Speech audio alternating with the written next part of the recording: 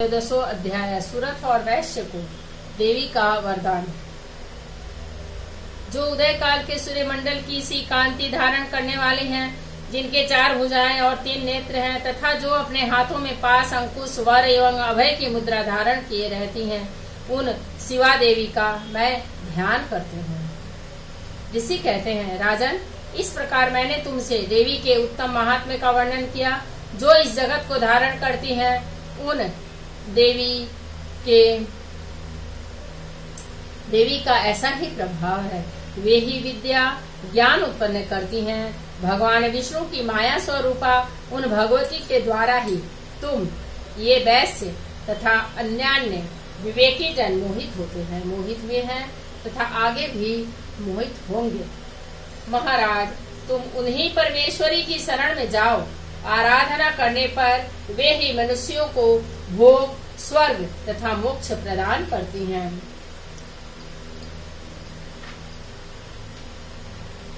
मार्कंडेय जी कहते हैं, क्रौष्टुकी जी मेधा मुनि के ये वचन सुनकर राजा सुरथ ने उत्तम व्रत का पालन करने वाले उन महाभाग महर्षि को प्रणाम किया।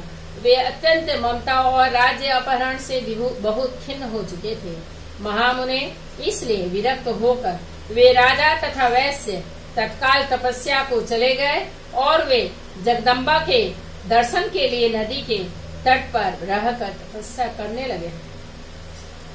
वे वैश्य उत्तम देवी सूक्त का जप करते हुए तपस्या में प्रवृत्त हुए। वे दोनों नदी के तट पर देवी की मिट्टी की मूर्ति बनाकर पुष्प, धूप और हवन आदि के द्वारा उनकी आराधना करने लगे। उन्होंने पहले तो आहार को धीरे धीरे कम किया, फिर बिल्कुल निराहार रहकर देवी में ही मन लगाए एकाग्रता पूर्वक उनका चिंतन का आरंभ किया।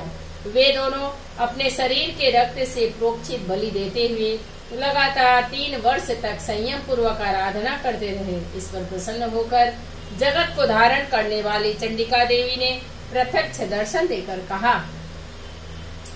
देवी बोली, राजन तथा अपने कुल को आनंदित करने वाले वैश्य, तुम लोग जिस वस्तु की अभिलाषा रखते हो वह मुझसे मांगो, मैं संतुष्ट हूँ, अतः तुम्हें वह सब कुछ दूंगी। मार्कंडेय जी कहते हैं, तब राजा ने दूसरे जन्म में नष्ट न होने वाला राज्य मांगा तथा इस जन्म में भी शत्रुओं की सेना को बलपूर्वक नष्ट करके पुनः अपना राज्य प्राप्त कर लेने का वरदान मांगा।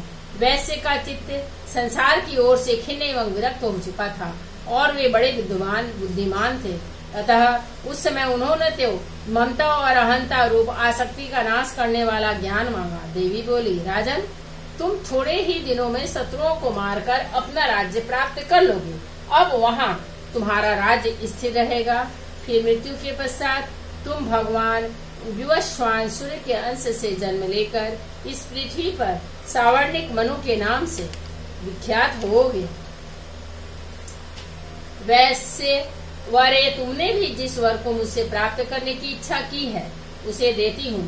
तुम्हें मोक्ष के लिए ज्ञान प्राप्त होगा। मार्कंडेय जी कहते हैं, इस प्रकार उन दोनों को मनोवांछित वरदान देकर तथा उनके द्वारा भक्ति पूर्वक अपनी स्तुति सुनकर देवी अंबिका तत्काल अंतर्धान हो गई। इस तरह देवी से वरदान पाकर क्षत्रियों में श्रेष्ठ सूरथ सूर्य से जन्म ले सावर्णी नामक मनु होंगे। इस प्रकार श्री मार्कंडेय पुराण में सावर्णिक मनवंतर की कथा के अंतर्गत देवी महात्म्य में सूरथ और वैश्य को वरदान नामक 13वां अध्याय पूरा हुआ।